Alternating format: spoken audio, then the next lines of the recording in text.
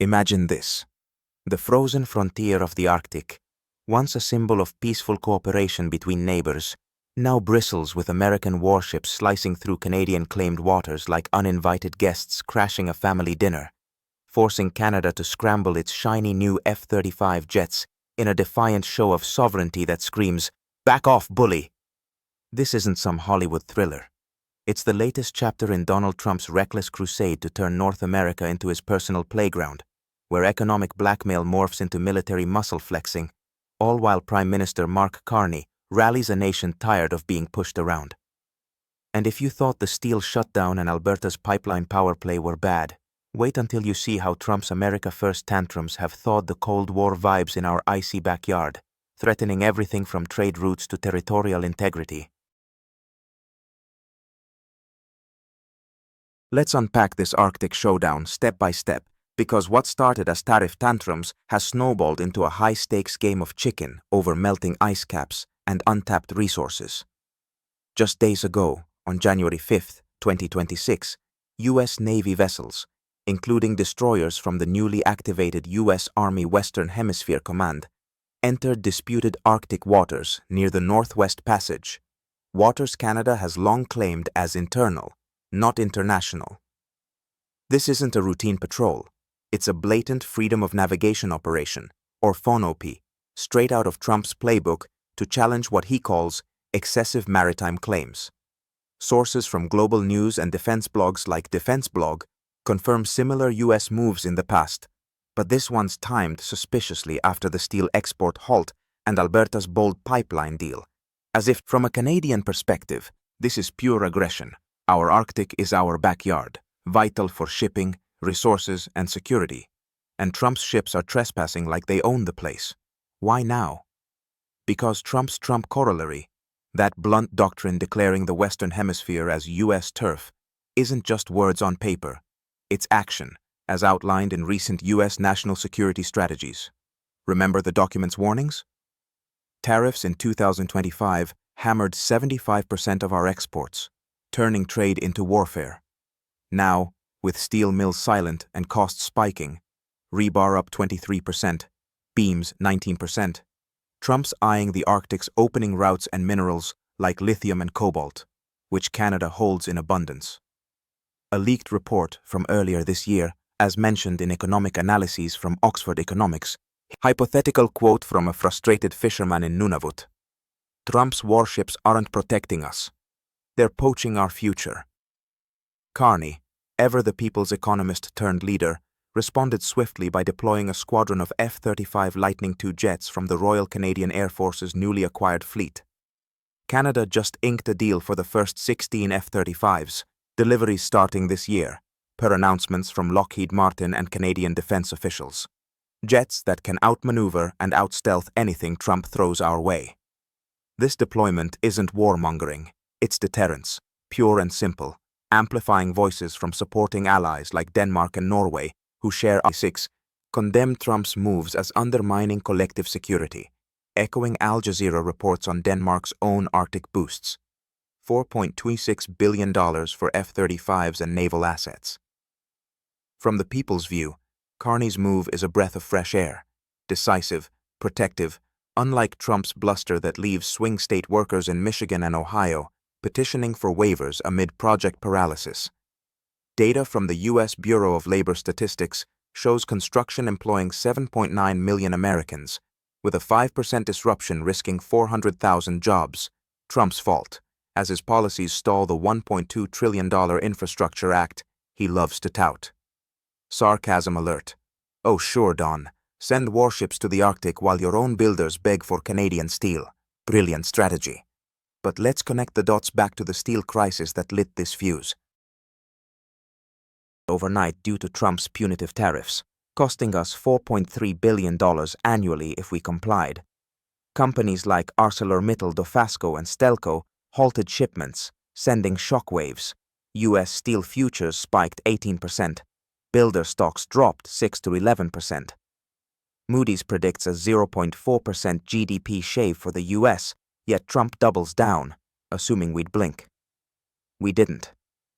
Instead, Alberta's pipeline corridor, 1 million barrels a day straight to U.S. refineries, bypassing federal red tape, flipped the script, creating tens of thousands of jobs and billions in revenue for Canada.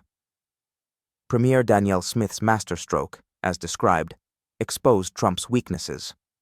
His limited icebreakers, just one operational per reports, make Arctic dominance a joke without our cooperation. People in Calgary cheer this, finally, leadership that puts Canadians first, not kowtowing to a neighbor who's turned ally into adversary. Critiquing from the ground up, Trump's the villain in every worker's story, promising strength but delivering chaos. Past events like the 2018 tariffs cost 75,000 downstream jobs for a measly 8,700 steel gains. History, Trump ignores.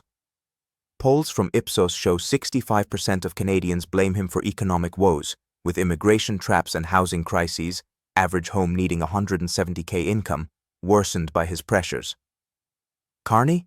He's the fixer, reviewing F-35 deals amid tensions but deploying them wisely, pushing for competition in oligopolies like telecoms, where we pay 7 times Aussie rates. People see him as transparent, battling deficits from inherited messes while unlocking energy, trillions in natural gas for Europe, per the transcript. Sharp jab. Trump's energy dominance relies on our oil, yet he bites the hand that feeds. How's that for ingratitude? Geopolitically, this Arctic incursion erodes trust faster than melting permafrost. U.S. commands consolidating at Fort Bragg signal hemisphere-wide control, but allies like the UK and EU side with us, per High North News. Japan's watching, reassessing exposure as Canada hints at redirecting steel to Asia-Pacific. From pro-Canada lenses, our F-35s, stealthy, lethal, with advanced sensors, level the playing field against Trump's outdated fleet. NORAD exercises in September 2025 showed joint ops, but recent X-posts reveal Canadian frustration. We ain't allies, one user rants, echoing calls to boot US from our bases. Supporting nations condemn Trump. Hypothetical EU statement. His unilateralism weakens NATO. Canada's stand inspires. Economically, Trump's short-sightedness backfires. The pipeline deal displaces authoritarian oil ethically, aligning with our emissions drops via Pathways Alliance. Carney's grand bargain, minerals for tariff relief, could thrive if Trump weren't so stubborn. Stats. Prolonged disruption cuts U.S. construction 6 to 8% per J.P. Morgan, souring voters in key states. Canadians critique Trump harshly, disconnected, narcissistic, while Carney's steady, addressing youth surplus, 250K more men, 20 to 29, risking unrest by creating jobs, not wars. As warships linger and jets patrol, scenarios loom. De-escalation if Trump humbles, unlikely. Prolonged chill eroding his base, or escalation fracturing integration. Oxford warns 500K job losses, Trump's legacy. In true Canadian style, we're polite but firm. Our Arctic, our rules.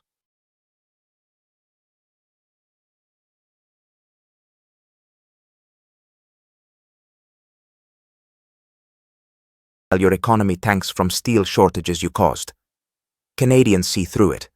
Carney's critiqued for deficits, 70,090B, but praised for fighting back, unlike Trump's deflections blaming temporary logistics. From supporting perspectives, Denmark's 4.26B Arctic boost, including F-35s, aligns with us, condemning U.S. overreach. Norway's NATO center in Bodo bolsters collective deterrence.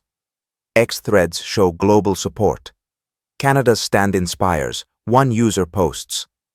Our reserves mobilization ties in, 300K ready, now with air support. Critiquing Trump. People's nightmare. Jobs vanish. 18K construction cuts. Housing spikes. 9K per home from steel. Past. 2020 interference eroded trust. Now Arctic threats extend it. Carney. Hero fixing oligopolies. Immigration fraud. UN flagged slavery. People in Windsor. Trump killed my job. Carney's rebuilding. Long term. If escalates, recession per Oxford, US loses more. Canada pivots. LNG. Data backs this. The National Association of Home Builders notes 10% steel cost rise, adds 9,000 to new homes. Today's spike triples that, pricing out young Canadians already crushed by the housing bubble. Trump's condemned for ignoring this ripple. Inflation hardens, rate cuts delay, mortgages sting. From the people's view, he's a disconnected elite, while Carney, with his economist roots, gets the grind, pushing for mineral leverage to lift tariffs. Analytically, Trump's strategy is a farce. His national security excuse for steel controls? Laughable when Canada's been a trusted ally since forever. George Conway's legal brief nails it. Sudden enforcement violates USMCA spirit, giving Canada dispute grounds. Economists at Brookings call it self-defeating, slowing capital velocity. Historical parallel, 1970s commodity shocks cascaded. Trump's repeating it. Sarcastic jab. Great job, Don. Protect domestic industry by hollowing it out. Canadians critique him sharply. His protectionism weakens alliances, while Carney strengthens them, courting EU for diversification. Geopolitically, Trump's isolating America. Allies watch as he alienates Canada.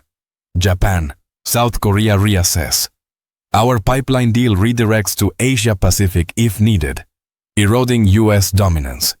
Trump craves. Supporting perspectives. EU's Ursula von der Leyen hypothetically says, Trump's aggression undermines global stability.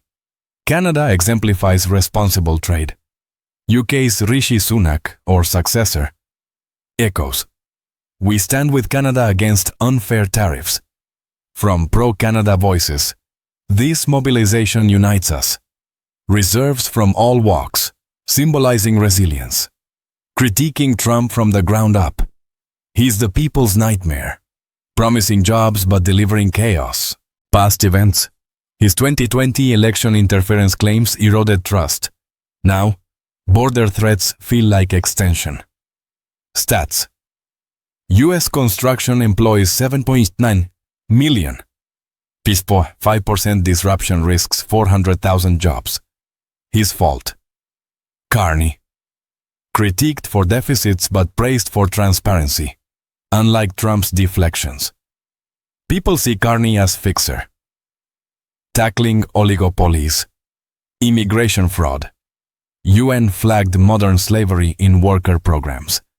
The reserves call up 300,000 strong, including cyber experts, medics, ready for hybrid threats Trump inspires. Not invasion prep, but deterrence. Sharp analysis. Trump's rhetoric fuels unrest, our youth surplus. 250,000 more men 2026 risks revolution if economy tanks further. Carney addresses root. Unlocking energy, smashing cartels, bargaining minerals for tariff relief. Long term. If Trump escalates, recession looms. Oxford Economics predicts 500,000 US job losses.